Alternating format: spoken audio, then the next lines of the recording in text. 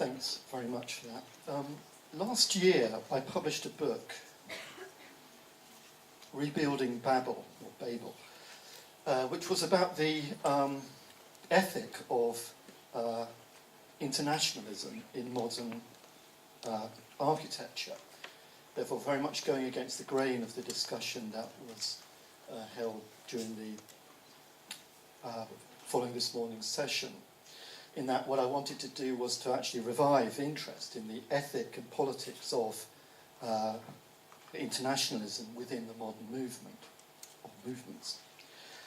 As the title shows, the myth of the Tower of Babel is both a warning and a kind of ideal for modernism. It is the first part of the biblical myth that draws modernists.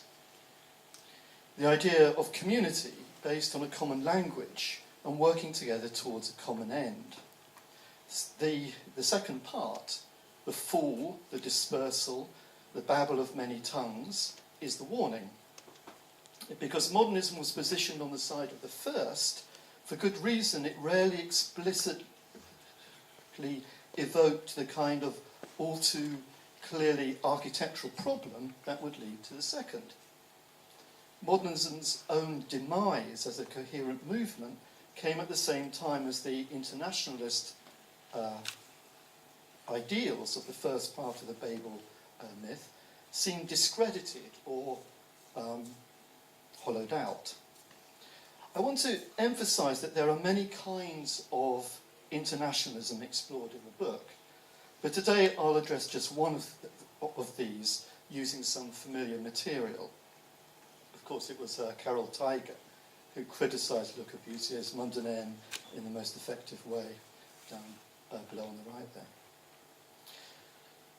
there. There was a formula for national architectural identity that appeared in international expositions, and we can call it the serried array or rank. The nations of the world, or those allowed to claim that status, were invited to build self-images and grouped as apparent equals in a concourse of nations. The famous Rue des Nations at the 1900 International Exposition in Paris was exemplary here. 2 rows of pavilions were situated on a stretch of prime riverside on the left bank of the Seine, a little upstream from the main exposition site.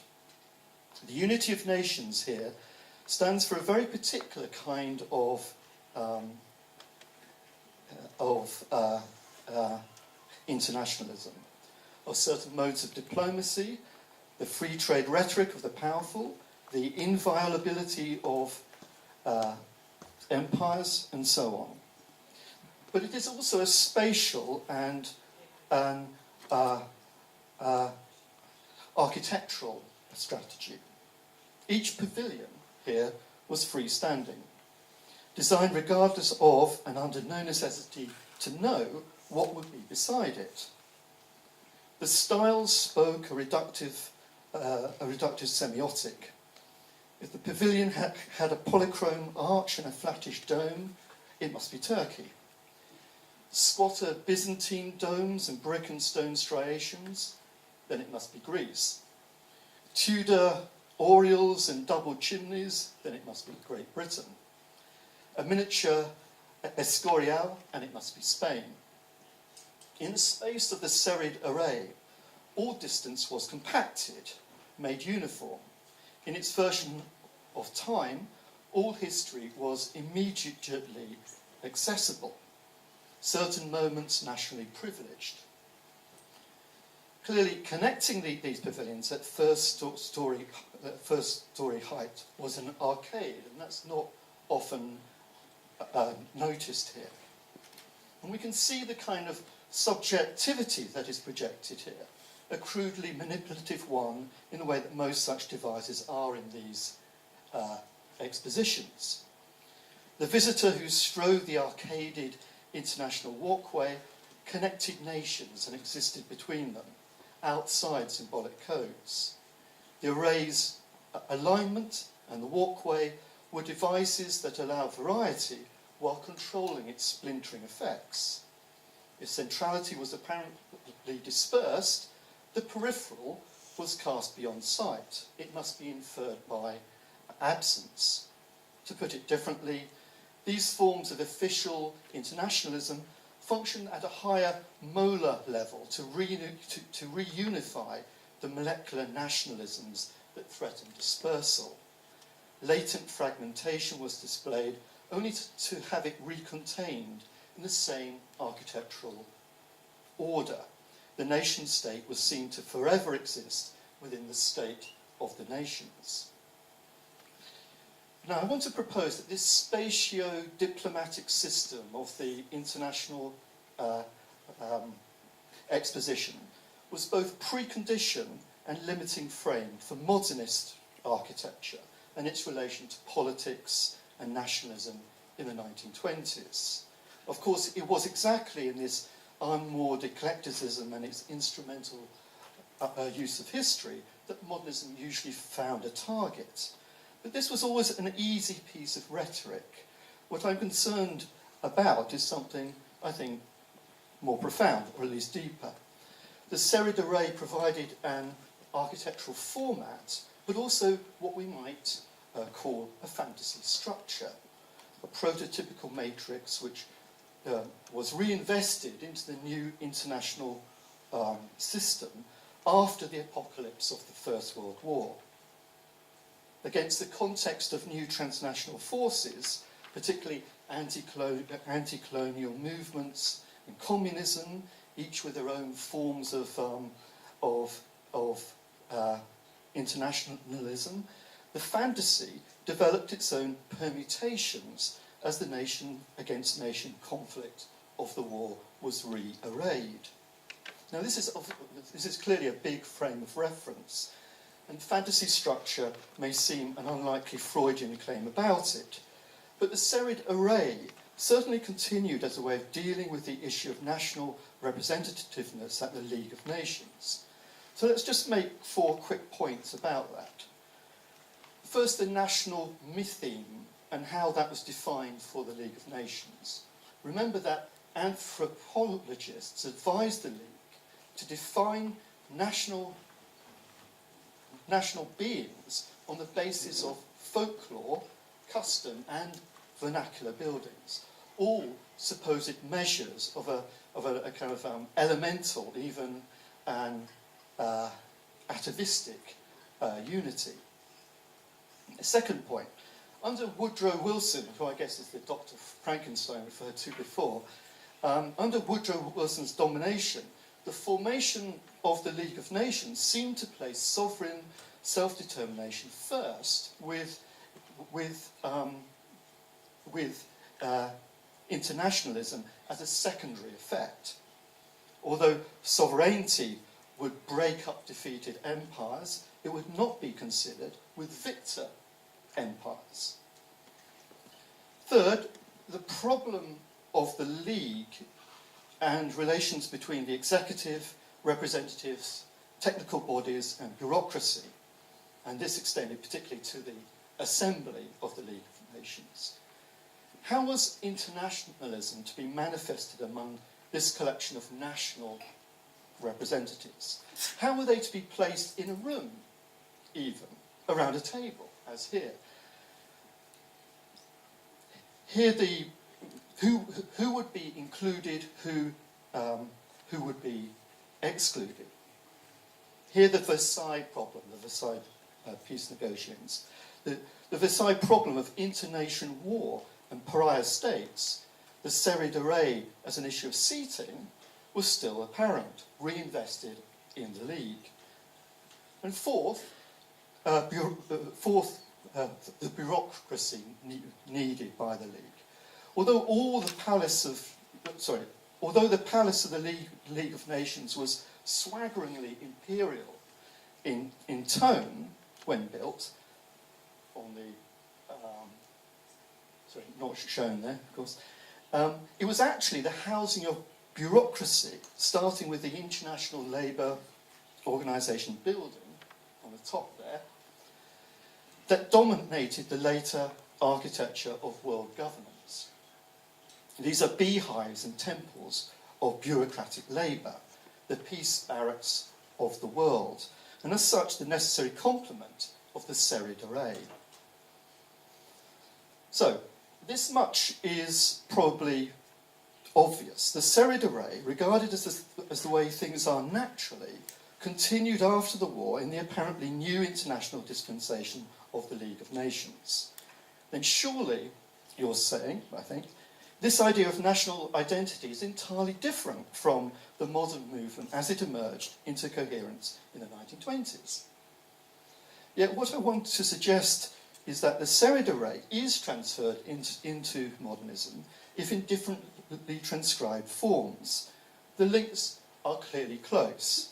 When Šiame formed in 1928, it was directly in response, of course, to the result of the Palace of League of Nations competition, by which Le Corbusier felt in his own sense of entitlement denied, that his modernism was symbolically and formally internationalist and therefore the rightful embodiment of the League. After a brief period wavering between Comintern and League of Nations models of internationalism, Šiame opted for the latter. Like the League and later the UN, Šiame considered using an international language. They were thinking about using Esperanto, of course, whose founder, Zamenhof, I know has some connections with this city. Šiame devised international committees, some involving members of the League's International Labour Organization. And it wanted to aim these internal bodies at, as Le Corbusier showed in this lecture diagram at the first Šiame meeting, it wanted to direct these internal bodies that it formed at what Le Corbusier depicted as the medieval tower on the right of that drawing there, the medieval tower of the nation-state. This is what he called his battle plan for the first Congress of Šiame.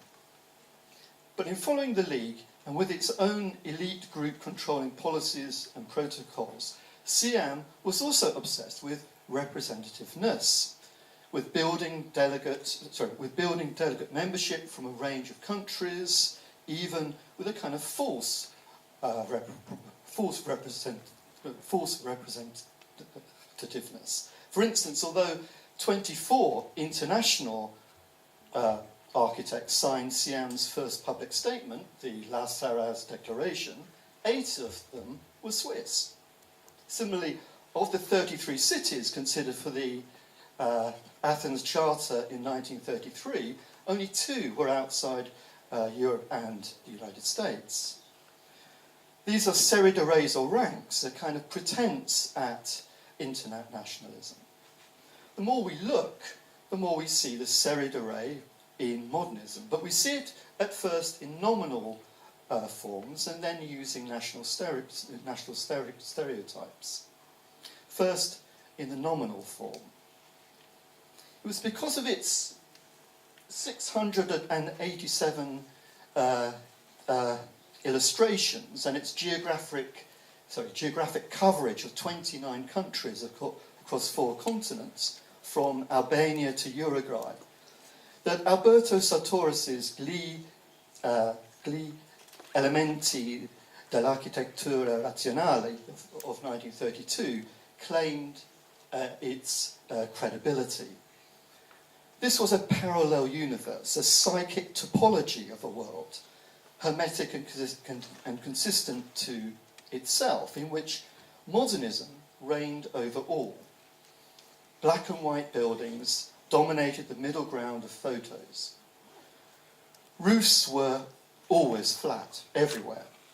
Landscape and plants tamely subsidiary. Chairs, tables, operating theatres, restaurants, classrooms, factory floors, changing rooms, all awaited their human users.